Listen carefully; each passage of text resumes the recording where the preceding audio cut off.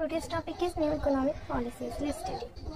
New economic policies in 1991. New economic policy India में 1991 में आई थी. न्यू इकोनॉमिक पॉलिसीज में क्या हुआ था? न्यू का मतलब something new and something different that was not followed in 1919. ऐसे सारी रिफॉर्म्स, ऐसी नई चीज़ें जो कि 1990 तक फॉलो नहीं की जा रही थी, वो सारी नई चीज़ें हमारे देश में लाई गई थी.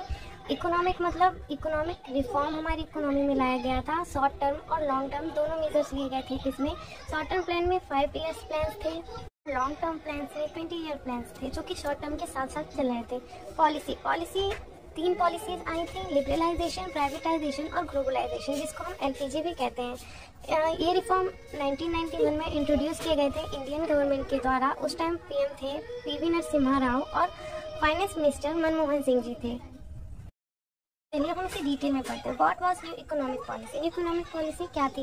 New economic policy means wide range of reform